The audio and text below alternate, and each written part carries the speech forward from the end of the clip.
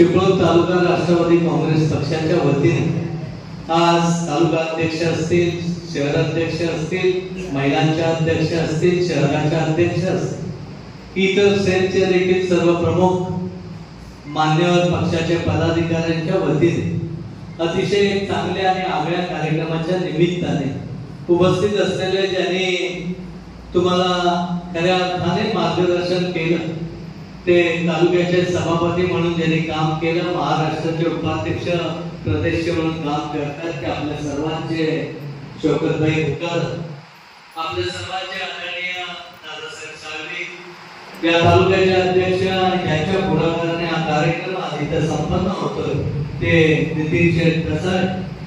त्याचबरोबर दुसऱ्या कार्यक्रमाचे आयोजक यांच्या पुढाकाराने हा कार्यक्रम होतोय, ते दिलीप शेठ काकडी, बाळू शेठ आमरे, आमचे युवकचे अध्यक्ष सूर्यकांतजी केतले, अशोकभाई कदम, बाळू शेठ माळी, त्याचबरोबर उदयजी ओतारी, अमित कदम, बदलकर सर, किशोर रेड्डी, सचिन पाटेकर, जागृतीताई शिंदे, रियाताई कांबळे, आदित्यताई देशपांडे, मिनलताई कानेकर, आपल्या शहराच्या नगराध्यक्ष म्हणून काम केलेले विजयताई, त्याचबरोबर रवीनाताई गुजर, निलेशजी कदम, पूनमजी भोसले, मनाली जाधव, पूर्वाताई हेरे, उपस्थित असलेले इतर देखील अनेक आपले सर, त्याचबरोबर इतर देखील अनेक मान्यवर.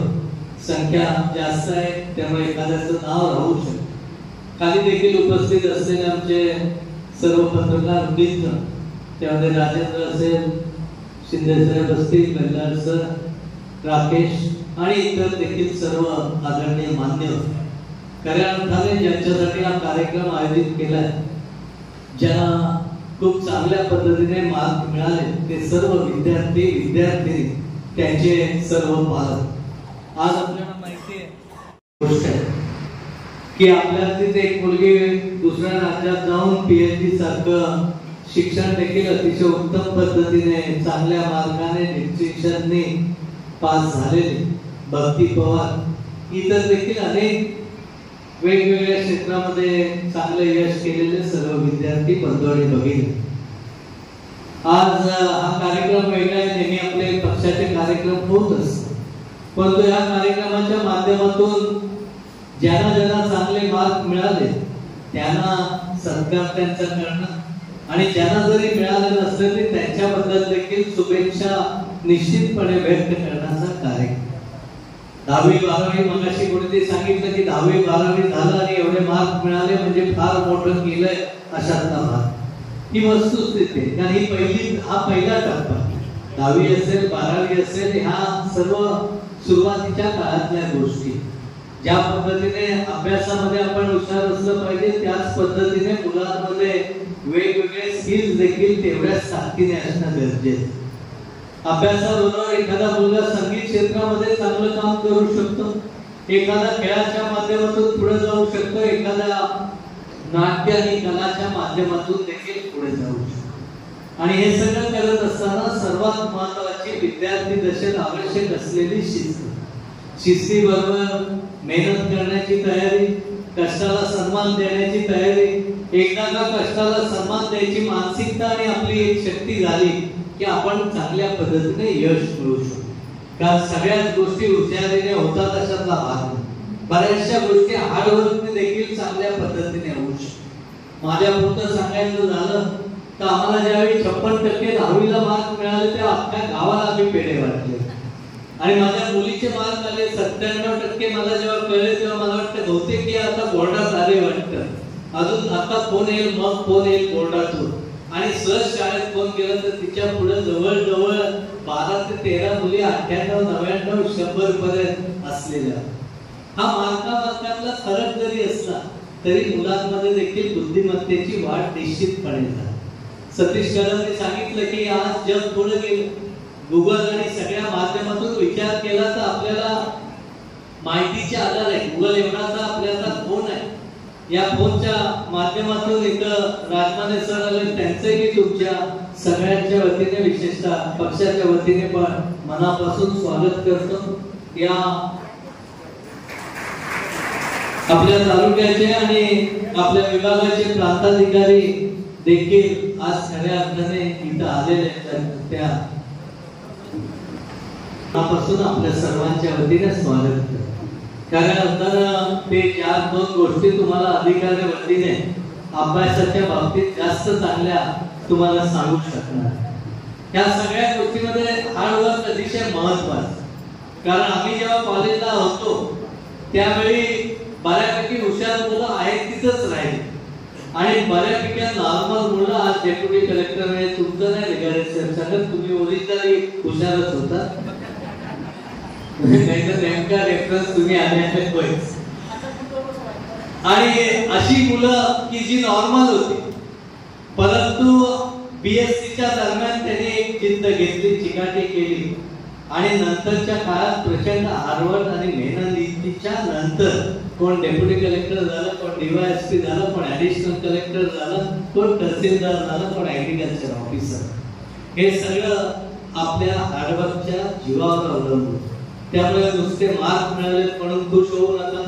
हे मार्क तुम्हाला टिकवायचे, पुढे न्यायचे, वाढवायचे आणि हे वाढवत असताना एक सामाजिक बांधिलकी जपण्याचं काम देखील आपल्या सर्व मुलांमध्ये असणं गरजेचं. ज्याचा उल्लेख शौकतबाईंनी केला की झाडं लावली पाहिजे. प्रत्येक मुलाने झाडं लावायची भीष्म प्रतिज्ञा घेतली पाहिजे आणि एकदा का झाड जगवायची भूमिका आपल्या मनामध्ये आली की आपल्याला एकदा कळलं की बऱ्याचशा गोष्टी आपल्या अंगात देखील चांगल्याच येत जातात. कारण शेवटी त्याच्यातून आपल्याला ऊर्जा एक प्रकारची.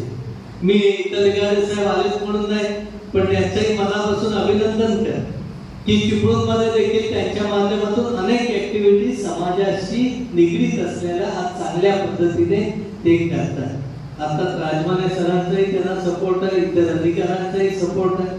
आज कळबससारख्या ठिकाणी देवराई उभं करण्याचं एक चांगलं स्वप्न त्यांच्या माध्यमातून निश्चितपणे झालं. अशाच पद्धतीने आपल्या देखील शाळेमध्ये वेगवेगळी झाडं लावणं शिक्षकांचं काम आहे, पालकांचं काम आहे. झाडांबरोबर स्वच्छता खूप चांगल्या पद्धतीने ठेवणं. स्वच्छतेचं जर मनापासून सगळ्यांनी ठरवलं तर आपोआप ती शाळा स्वच्छ होते, आपण स्वच्छ होतो. चॉकलेट खाऊन तोच कपडा तिथेच टाकायचा नाही एवढं जरी आपण ठरवलं, प्लॅस्टिकची तुकडा देखील कुठेही टाकायचा नाही एवढं जरी ठरवलं तरी खूप चांगल्या गोष्टी आपल्याला शिकता येतात आणि पुढे चांगलं त्या माध्यमातून करता येतं. पण हे सगळं करत असताना काही आपल्या समोर देखील चांगले आदर्श देखील असणं गरजेचं. जसं आपण गुरुला मानतो तसं शाळेपासून आपण शिक्षणाला एक सर्वसाधारणपणे गुरु म्हणून ज्यावेळी करतो त्यावेळी त्याच्याकडून अनेक गोष्टी आपल्याला शिकता येतात. बऱ्यापैकी आम्ही इथं बसलेले बऱ्यापैकी सगळेजण जिल्हा परिषदेच्या शाळेमधूनच शिकले. तो काळ वेगळा होता.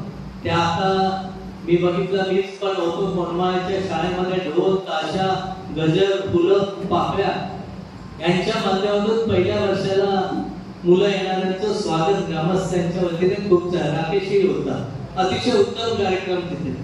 पण आमच्या वेळी पहिल्याच दिवशी शाळेत धपाट्याने सुरुवात होईल आणि ते इतके असायचे, मला आजही आमच्या बाई आठवतात.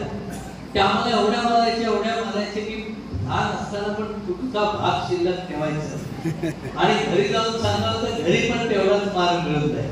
मी आता एकदा असं वाटलं, माझे वडील शिक्षण सभापती होते, आमची कडेला शाळा घर होतं की ह्या बाईला अभ्यास शिकवूया म्हणून माझ्या वडिलांना मी रडलो आणि म्हटलं आमच्या शाळेत चला. शाळेत आले, वडील बघून गेले, कडेला शाळा होती आणि मयकरबाईंना निकम साहेब गेल्यानंतर जे आम्हाला मारणारे साहेबांना तू शाळेत का आणलं, म्हणजे शिक्षकांना कधी भीती नव्हती कोणाची. त्यावेळी मार्क द्यायला त्यांना पालकांची संमत केली. आता काल परवा आमच्या इथे एक भांडण सोडवताना दमछट निघाला कारण त्या बाई एवढ्या भांडत होत्या. आता बायका भांडतात तर तसं नाही म्हणणार पण त्या जरा होत्या आमच्या सावड्यातल्या असल्यामुळे जास्त भांडत होते. नाही तर तुम्हाला कोणाला राग नको, आमच्या तिकडचे. आणि मी सहज म्हटलं मॅडम काय झालं एवढं, ताई काय झालं, काय एवढं शिक्षकांनी. ते म्हणाले टिबल सीट जात होता याने एक कपाटा मारला माझ्या पोराला. म्हटलं त्यात काय झालं ना, आमच्या मुलाचं काय होईल ते आमचं आम्ही बघू, हा हात लावणारा कोण. हे पालक नाजूक आपल्याकडचे खूप झाले, ती वस्तूच. म्हणून या निमित्ताने मला एवढंच सांगायचं की पालकांनी नाजूकपणा थोडं सोडला पाहिजे. मी शाळा चालवतो, मी संस्था चालवतो, माझ्याकडे 2-4 हजार मुली आज वसतिगृहामध्ये राहतात. रोजचा पुढच्या माध्यमातून तक्रारी आईचे फोन माझ्याकडे कायम चालू असतात. पण 99% माझ्याकडे येणारा प्रत्येक फोन हा जेवणात मीठ कमी आहे, गरम पाणी नाही, किंवा 7 नंतर आलं तर शिक्षक ओरडतात, किंवा मोबाईल आमचा रात्री 12 नंतर काढून घेतला जातो. ह्या तक्रारीच जास्तीत जास्त. अशा तक्रारी येत नाहीत की एखादा शिक्षक कमी शिकवतो, एखादा शिकवतो तो काय नाही किंवा काय, ह्याच्याशी काय देणं घेणं नसतं. आम्ही कुठेतरी भौतिक गरजांमध्ये जास्त रंगलं की काय, अशा पद्धतीचं आजचं थोडंसं मला हे वाटतं की नीट आणि सीईटीचे चांगले पद्धतीने आपल्याकडे क्लास चालले पाहिजे.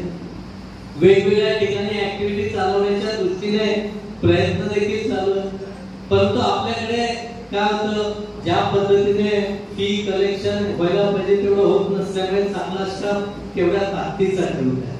म्हणून काय करतं, लातूरला काय केलं जातं बघायला मी तिथं गेलो आणि लातूरच्या शाहू कॉलेजला गेलो. त्यावेळी 7 वाजले होते. ते शिक्षक म्हणाले किती वाजले ते तुम्ही शाळेत? म्हटलं 7 वाजता आता इथं कोण शाळेत असणार, संध्याकाळचे 7. म्हटलं आमच्याकडे तर 5च्या आधी कुलूप कधी लागते, सगळे जातच तरी असं होतं, इथं 7 वाजता कसं जाऊन चालेल. पण सहज गेलो, बघितलं तर 5 मजल्यामध्ये प्रत्येक गॅलरी, प्रत्येक जिना आणि प्रत्येक आवाज हा सगळ्या मुलींनी अभ्यास करत पिन ड्रॉप सायन्स मध्ये तिथं नीट आणि सीईटीचा वेगवेगळ्या पद्धतीने अभ्यास करत. मग आम्ही वेगवेगळे वर्ग बघितले, त्यांच्याकडे कॅटेगरायझेशन होतं. वेगवेगळ्या ठिकाणी जाणारे म्हणजे IIT-ला जाणारी बॅच वेगळी, एम्सला जाणारी वेगळी, याची वेगळी, त्याची वेगळी. एक तर शिक्षक तिथे 1,20,00,000 रुपये पगार देणार, त्याला देतो, म्हणजे इतक्या ह्याचे तिथं चालू. आणि हे सगळं इतकं शांत चाललं होतं, चांगल्या प्रॉपर पद्धतीने. आणि कंपाऊंडच्या बाहेर त्यांचे सगळ्यांचे पालक शांत बसून आपला मुलगा 12 वाजेपर्यंत सुटेपर्यंत निवांत तिथं बसले होते. मी असंच फिरत होतो, त्यांना माहित नव्हतं चर्चा चालली होती ती त्यांची फक्त अभ्यासाबद्दल आपल्या मुलांच्या प्रगतीवर.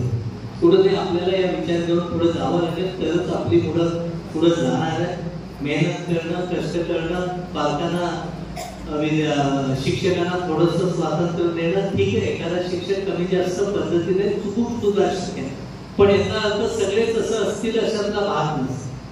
त्यामुळे या पद्धतीने आपल्याला पुढे देखील नीट आणि सीईटीचे क्लास वेगवेगळ्या ठिकाणी आपल्याला ठीक आहे तेवढ्या दर्जाचा करता जरी नाही आलं ते लाईनच्या पर्यंत जाता येईल.